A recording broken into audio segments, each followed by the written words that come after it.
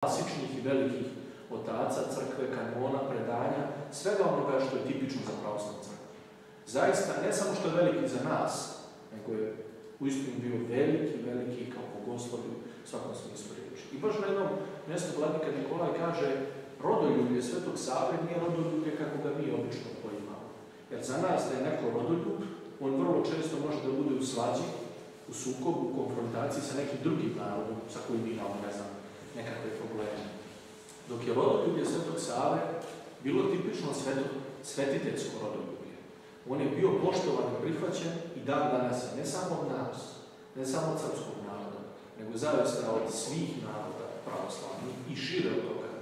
Ako odete recimo bilo gde u Svetu Goru, a ja znam da je većina vas je bila, neki nisu bili, da će Bog molitvom Svetog Save, da su dostojni da odete, vidjet ćete gdje god se pojavite kako se pohvalno govori o Svetom Savi Simonu, ali ne tek tako.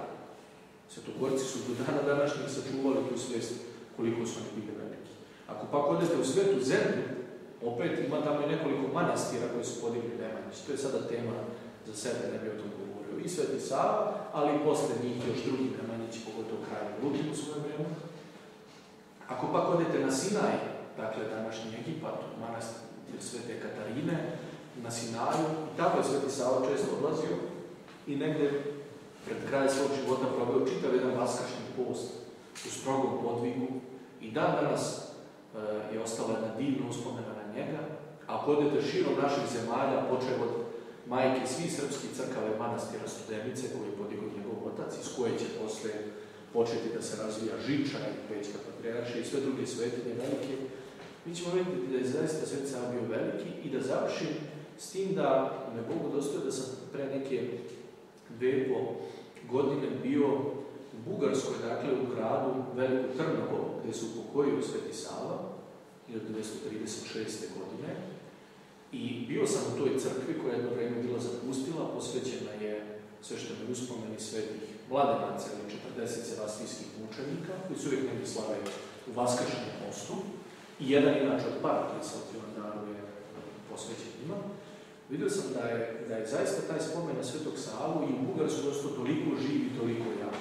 Od svih fresaka koji su sačuvani u toj crkvi i izuzev ikona na ikonostasu, nema nijedna druga ikona, dakle, Zavod za zaštitu kulturnih spomenika nije dozvolio da se bilo kakve ikone kuju po zidovima nove, da se ne bi oštetilo, ali jedina ikona koja postoji pored, dakle, fresaka i ovih na ikonostasu, u crkvi je ikona Svetog Save na kojoj doslovno piše Sveti Sava, arhijepiskop Serbski. I stoji upravo iznad mjesta gdje je bio njegov grob. I eto, tamo sam pitao njih, budući da je ta crkva sada pod zaštitom države, nažalost, ne brine se, ne daju da se stavaju njoj ta mitropolija Velikotrnovska.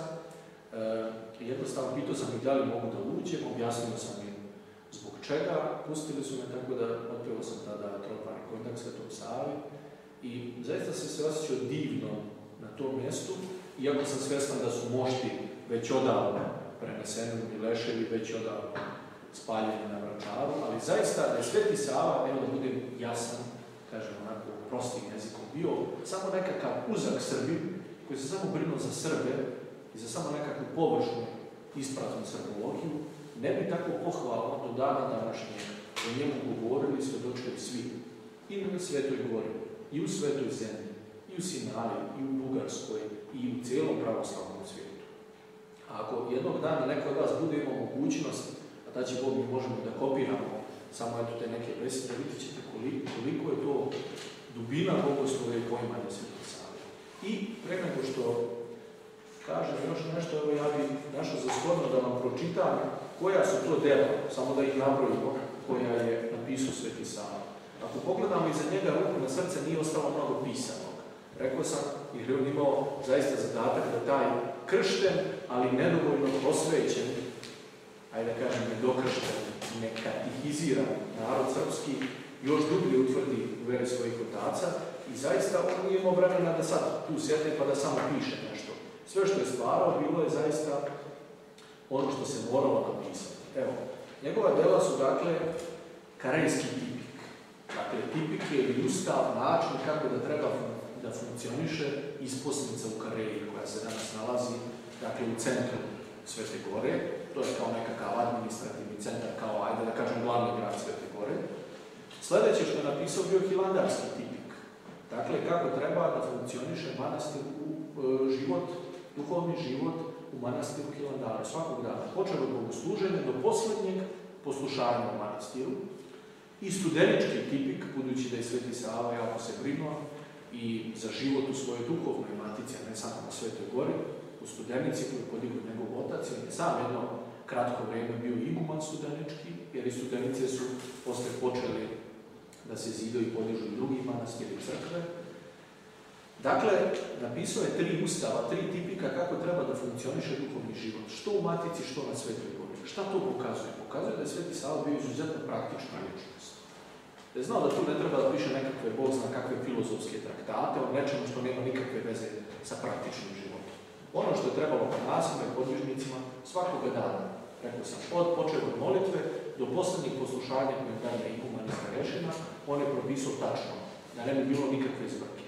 Tu vidimo da je Sveti Sava bio ličnost koji nije bio, eto, tek nekakav teoretičar, kako su pogrešno shvatali ovi slavisti, ne znam, neki koji su tada u njemu pokušavali da pišu u 18., 19., početku 12. vijeka. I kako neki danas koji ne razumijevaju dovoljno dubinu, širinu i sve obuhvatnost njegove ličnosti, lupaju gluposti, piše, govore o Svetome Savi.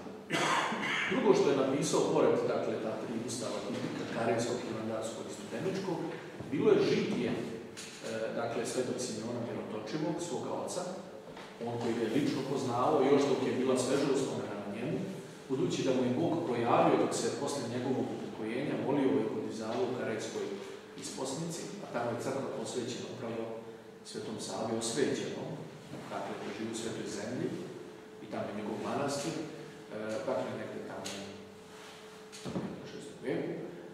Dakle, Sveti Sava je tamo podizavajući se, moleći se, dobio otkrovenje od Boga, javio mu se njegov otac da je sveti, projavio mu svoju svetost, ali on je tada još držao u tajnosti i onda je pozvao jedno večer u manastir Hilandar i samoga Prota.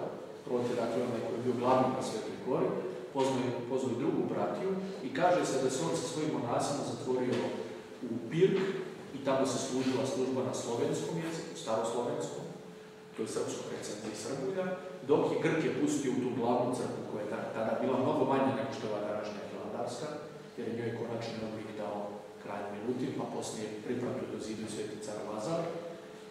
A on se molio, kaže, tamo, a Grci u glavnoj crkvi. I dao je ključeve Protu, tom, dakle, glavnom, koji je tada predsjedavao Svetoj Gori, i rekao, pozovi me kad dobiješ znak. I kako lijepo premećuje Sveti vladika Nikolaj ove knjizi, Prot još nije razumio šta to znači kad dobijem znak. To jeste, i onda negdje Bog mu je projavio, javio se opet Sveti Simeon Mirotočivi Savi i poteklo je Miro iz moštiju Simeonovih, koji tada prvobitno bio sahranjen u Hilandaru, i iz tog njegovog groba je iznikla ona čuvena, čudotvorna loza koja dan danas bezbednim roditeljima pomaže. I na očigled svih, to je dokaz da to nije bila dikcija ili uništenje Svetoga Save, kako sad hoće da objasne neki psiholozi, on je bio tužan, pa od silne ljubave prema ocu, njemu se priviđalo i oni uvijek imaju nekakva takva glupa i površna objašnjenja, jer čovjek koji svojim umom ne može sve da shvati i prihvati, a obično taj naš um i razum pokvareni, propašteni, zadebljali gordošću i grijehom, sve što ne mogu sebi da objasne, da shvate, da stavi umu, proglašavaju za izmislicu. Sveti Sava, dakle, tek kad je Bog zaista na očigled svih projavio, odlučio da napiše život, dakle, to znači žitije, život i delo svoga oca, i da napiše službu njemu. Dakle, to je ovo što se peva u crkvi, dakle, večernja i jutarnja liturgija, te pjesme koje se tog dana pevaju i čitaju. Dakle, dosadašnja djela koja sam napravio govore da se Sveti Sava isključivo bavio bogoslovljem.